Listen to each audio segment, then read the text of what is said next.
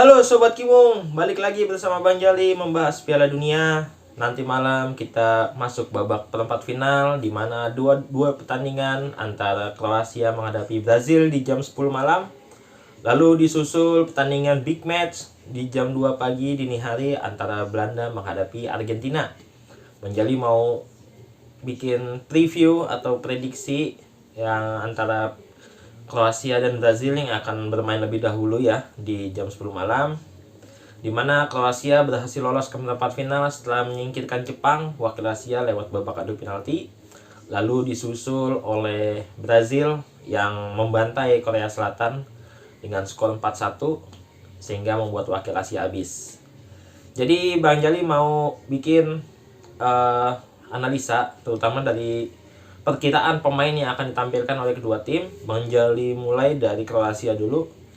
Kroasia dalam 4 pertandingan selama ini di Piala Dunia selalu bermain dengan formasi 4-3-3, di mana di lini belakang di posisi kiper ada Dominik Livakovic yang jadi bintang ya, jadi pahlawan Kroasia saat menghadapi Jepang di babak adu penalti. Lalu di 4 di belakangnya dikomandoi sama Dejan Lovren dan juga ada Josko Wardiol. Ini back muda ya yang calon bintang lah menurut Bang Jali.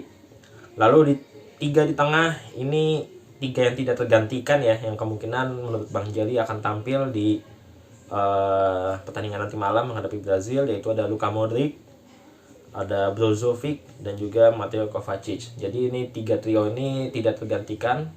Cuman Bang Jali kurang tahu nih apakah di antara pemain-pemain ini ada yang terkena akumulasi kartu kuning sehingga tidak bisa menyebabkan mereka bermain. Bang Jali kurang tahu.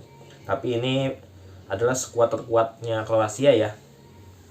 Dan di depan kemungkinan pelatih Kroasia Zlatko Dalic akan memainkan Ivan Perisic, Andrej Kramaric sebagai striker, dan juga ada Petkovic atau mungkin bisa memasukkan Pasalic ya.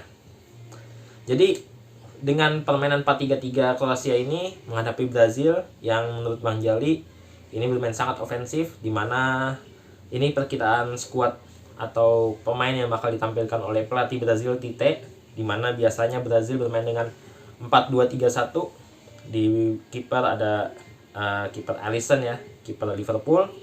Lalu di 4 di belakang biasanya diisi oleh Thiago Silva, Marquinhos, lalu di kanannya ada Danilo, atau di sisi kiri ada Alexandro atau Alex Telles. Cuman Telles kayaknya cedera dah. Jadi kemungkinan posisi akan dipegang oleh Alexandro, atau bisa jadi Eder Militao yang akan menempati posisi bek kiri. Lalu di tengah di 2 double pivot biasanya cenderung memainkan Casemiro dan juga Fred atau Fabinho, namun kemungkinan akan bermain dengan 1 gelandang bertahan Casemiro dan ditemani oleh Lucas Paqueta yang bisa menjadi gelandang box to box atau gelandang sering maju belakang ya, depan belakang. Lalu di depan itu kemungkinan akan diisi oleh Vinicius, Neymar dan juga Rafinha, dan ujung tombaknya Richarlison. Jadi 4 kuartet ini bermain gemilang saat menghadapi saat menghadapi Korea Selatan, di mana Richarlison, Neymar dan Vinicius masing-masing mencetak gol. Kunci dari permainan ini adalah tentu di lini tengah, di mana Kroasia benar-benar mengandalkan trio lini tengahnya, ada Modric, Brozovic dan Kovacic, terutama Modric ya. Ini tua-tua keladi, pemain berusia 37 tahun masih memimpin lini tengah sebuah tim, di mana akan menghadapi mantan rekan timnya Casemiro di Real Madrid. Ini menjadi duel yang sangat sulit karena kunci kemenangan pada pertandingan ini adalah siapa yang mampu menguasai lini tengah. Nah ini tentu Brazil yang akan bermain ofensif tentu harus waspadai serangan balik, terutama umpan-umpan lambung dari pemain tengah maupun belakang Kroasia yang secara kualitas sprint punya kemampuan ya untuk melakukan serangan balik, terutama dari Ivan Perisic ya. Sedangkan Ivan Perisic ini kemungkinan akan berduel menghadapi sisi kanan Brazil, yaitu dipegang oleh Danilo. Nah, Danilo ini biasanya cenderung bermain lebih ofensif atau lebih maju, sehingga membuat peluang sisi Brazil kosong, sisi kanan Brazil kosong ini terbuka. Nah, ini wajib diwaspadai. Apalagi terlebih jika Kroasia ternyata mampu menguasai lini tengahnya nih, yaitu peran pentingnya Casemiro ya, mampu mematahkan setiap passing-passing dari pemain Kroasia dan mampu menahan serangan balik Kroasia jika serangan Brazil buntu. Tapi yang paling penting adalah Brazil harus kembali ke performa terbaiknya saat menghadapi Korea Selatan, di mana Vinicius, Neymar, Richarlison, dan juga Rafinha benar-benar bermain sangat kompak, sangat baik. Dan jika itu terjadi, seharusnya ini easy win buat Brazil, di mana harusnya pesta gol bisa terjadi bagi Brazil. Namun yang jadi masalah adalah jika terjadi kebuntuan pada pertandingan kali ini, yaitu yang jadi masalah buat Brazil, karena Kroasia ini cukup solid di belakang, terutama Dejan Lovren itu kemungkinan besar akan habis-habisan menahan serangan dari Brazil. Namun jika Brazil mampu mencetak gol minimal di babak pertama, itu kemungkinan Kroasia mau nggak mau harus keluar, dan itu bisa jadi bumerang buat Kroasia. Seperti itu. Jadi kuncinya seberapa lama Kroasia bisa bertahan menghadapi serangan Brazil. Nah, ini yang kita lihat pada pertandingan nanti. Jika Kroasia minimal babak pertama mampu bertahan hingga babak pertama usai, kemungkinan ini akan menjadi seru. Namun jika Brazil udah bisa kill the game ya, atau menuntaskan pertandingan di babak pertama seperti menghadapi Korea Selatan, di mana babak pertama udah 4-0, yaitu jadi membuat pertandingan lebih seru lah. Kalau seandainya Brazil tidak mampu unggul dulu, namun jika sudah unggul di babak-babak awal, di menit-menit awal, harusnya sudah kelar ya. Jadi di pertandingan kali ini Bang Jali tetap unggulkan Brazil berdasarkan performanya yang terus meningkat dari fase grup hingga 16 besar, dan kemungkinan akan melaju ke semifinal dan bertemu menghadapi pemenang, menghadapi Argentina atau Belanda yang akan juga bermain nanti malam. Brazil, prediksi Bang Jali akan lolos ke babak semifinal. Sekarang kita masuk ke babak di babak perempat final lainnya, pertandingan lainnya antara Argentina menghadapi Belanda ya. Jadi Argentina menghadapi Belanda ini duel klasik ya, bisa dibilang mereka sering bertemu di perempat final, sering bertemu juga di semifinal, sering bertemu di edisi semua Piala Dunia ya, terutama saat final 78 antara Argentina menghadapi Belanda, di mana Mario Kempes mampu mengalahkan tim Johan Cruyff ya, itu zaman dulu banget. Belanda secara performa dari fase grup sampai 16 besar masih belum meyakinkan. Namun saat babak 16 besar menghadapi Amerika Serikat, mereka bermain dengan strategi yang berbeda, lebih menunggu, tidak dominan seperti biasanya. Namun cara bermain seperti itu membuat mereka cenderung lebih banyak mencetak gol ya. Sedangkan Argentina, kita tahu mereka sempat kalah menghadapi Saudi Arabia, itu bisa dibilang apes aja karena benar-benar buntu. Sedangkan setelah itu menghadapi Meksiko dan Polandia mereka berhasil menang, dan juga saat menghadapi Australia juga berhasil menang. Jadi kita lihat dulu susunan pemain dari Belanda, di mana Belanda pelatihnya Louis van Gaal biasa bermain dengan 3-5-2, di mana di belakang ada kiper Andreas Noppert, ini kiper tinggi ya, hampir 2 meter. Lalu di 3 belakangnya itu yang selalu pasti bermain ada Nathan Ake, ada Virgil van Dijk, dan juga ada Jaren Timber atau kadang Mathis de Ligt ya. Cuman belakangan Timber lebih sering dimainkan di posisi ini.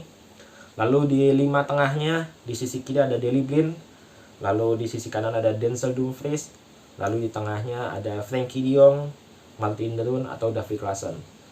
Jadi kemungkinan 5 ini yang selalu bermain adalah Blind, Dumfries, dan Frenkie de Jong, dan tinggal 2 sisanya kadang Koopmeiners, kadang juga ada Bergwijn di sana. Jadi masih mengotak-ngatik ya. Cuman prediksi Bang Jali inilah yang akan dimainkan De Roon dan juga Davy Klaassen. Lalu di depan sudah pasti hampir diisi oleh Depay dan juga Gakpo. Belanda kalau bermain secara mendominasi atau secara menguasai jalannya pertandingan, menguasai position ball, itu cenderung sulit mencetak gol karena lini depannya ini, terutama Memphis Depay dan juga Gakpo tidak mampu membuat peluang dan mencetak gol ya. Sedangkan jika mengandalkan serangan balik seperti menghadapi Amerika, itu benar-benar terlihat mampu membuat pertahanan lawan kosong sehingga peluang gol kita terutama lewat sisi sayap, dimana Blind dan Dumfries benar-benar efektif banget jika melakukan serangan balik, dan itu terbukti menghadapi Amerika Serikat. Menghadapi Argentina yang biasanya bermain dengan formasi 4-3-3, di mana posisi kiper ditempati oleh Emiliano Martinez, lalu di belakang juga ada Otamendi dan Romero, atau kadang Lisandro Martinez ya yang akan bermain. Lalu di tengah sepertinya sudah diisi oleh McAllister, lalu ada Enzo Fernandez dan juga Guido Fernandez, dan di depan kemungkinan Messi akan bermain bersama Alvarez dan juga Maxi Gomez atau Angel Di Maria. Tapi Angel Di Maria kayaknya cedera ya, cuman Bang Jali kurang tahu. Jadi permainan pada pertandingan nanti kemungkinan Argentina yang akan lebih dominan menurut Bang Jali, karena Belanda kemungkinan akan sadar betul lawan yang dihadapi adalah bukan lawan lemah. Jadi Belanda kemungkinan akan lebih menunggu di belakang seperti menghadapi Amerika, membiarkan lawan lebih menguasai jalannya pertandingan, memberikan lawan inisiatif untuk menyerang. Disitulah kekuatan Belanda melalui sisi sayapnya Dumfries dan Daley Blind. Namun jika Argentina mampu mematikan kedua sayap ini, Dumfries dan Daley Blind ini, tentu membuat pertahanan Belanda akan sulit menahan gempuran dari Argentina ya. Jadi kuncinya untuk pertandingan kali ini adalah Argentina wajib mewaspadai sisi sayap Belanda. Ini yang jadi peran vital dari Belanda, dan juga mematikan Frenkie de Jong, karena Frenkie de Jong ini mampu memberikan terupas terobosan ke depan, terutama ke Gakpo yang sudah cetak 3 gol ya Gakpo ini, dan ini harus diwaspadai oleh Argentina lewat serangan baliknya, karena Argentina menurut Bang Jali cenderung lemah dalam mengantisipasi serangan balik. Untuk hasil ini agak sulit ya, karena kedua tim sama-sama bakal memainkan strategi terbaiknya, di mana Argentina akan mendominasi, itu adalah strategi terbaiknya Argentina, sedangkan Belanda akan bermain lebih menunggu, di mana itu juga lebih efektif buat Belanda. Jadi harusnya ini 50-50 ya, atau bisa jadi sampai perpanjangan waktu. Jadi ini benar-benar nggak bisa diprediksi menurut Bang Jali. Kuncinya adalah jika Argentina mampu menahan serangan sayap Belanda, Argentina lebih berpeluang lolos. Begitupun sebaliknya, jika Belanda mampu menguasai sayap sisi sayap permainan, Belanda yang lebih punya potensi menang pada pertandingan kali ini. Dan siapapun yang lolos itu kemungkinan besar akan menghadapi Brazil di semifinal, yang akan menjadi semifinal idaman ya pada pertandingan semifinal nanti. Jadi itu aja 2 pertandingan yang akan dibahas. Besok akan Bang Jali ulas pertandingan nanti malam, dan juga akan Bang Jali bikin prediksi pertandingan perempat final lainnya 2, karena besok ada 2 perempat final lagi. Jadi terima kasih semuanya sudah menonton. Jangan lupa share ke teman-teman, kasih like jika suka, subscribe bagi yang belum subscribe, dan juga nyalakan lonceng notifikasi supaya dapat video-video terbaru dari QM Talk Channel, terutama dari edisi Piala Dunia kali ini. Bang Jali ucapkan terima kasih. Assalamualaikum warahmatullahi wabarakatuh.